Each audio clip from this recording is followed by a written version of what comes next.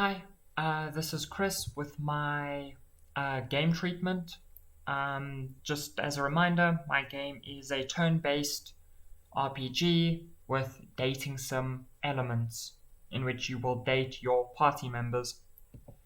The current state of the game, I haven't worked much on the dating sim aspect of the game, but I have worked quite extensively on the turn-based combat. So I'm just gonna hop over to Unity. And so what happens at the start of the game, the enemies, there's a pool of 4 different types of enemies. They spawn randomly. The player characters are preset and their moves are dynamic. So you'll see when we get to the warrior, they'll have a different set of attacks. Each attack is independent from the main character or from any of the characters. So it allows me to dynamically update what moves different characters have. So the archer is going to attack, choose an action for the archer, attack. Let's attack the hand, dealt 4 damage to the hand is dead, and now it's the warrior, who only has these 2 options, can attack, there we go.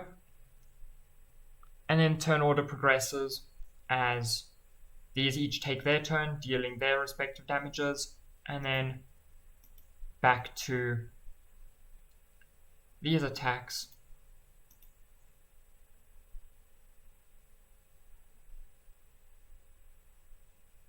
And essentially what happens is that this turn order will keep going through until either the players die and then you'll get a game over screen, or until you defeat all of the enemies, in which case more enemies spawn and then you get to go for another round of attacks starting from the beginning. Cool. So that is currently what the gameplay is like, what happens. As I mentioned, the attacks are all independent from the character themselves, so different characters can share attacks or have different attacks. Right now, only attack worked. The other 2 aren't set up, but they will each have their own unique logic. Okay. So, onto my storyboards. I tried to plan out a storyboard by sketching it. I found it very difficult. I struggled to communicate information through a storyboard because this is what my drawing is like.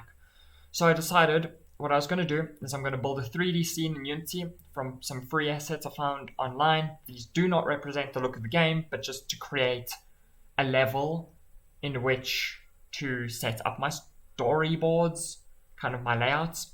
And then I used Cinemachine to set up guides. So the screen is split into thirds, halves, and I've got dead zones. So this helped me kind of figure out who gets placed where's the halfway mark, and all that.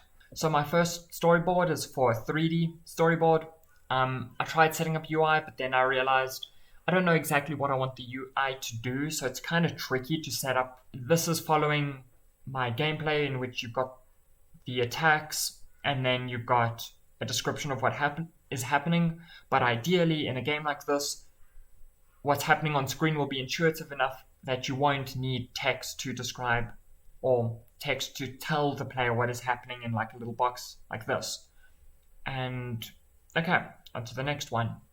So this is using sprites in the same 3D background, just with an orthographic view. Gives this really weird but kind of cool, like dynamic look to it.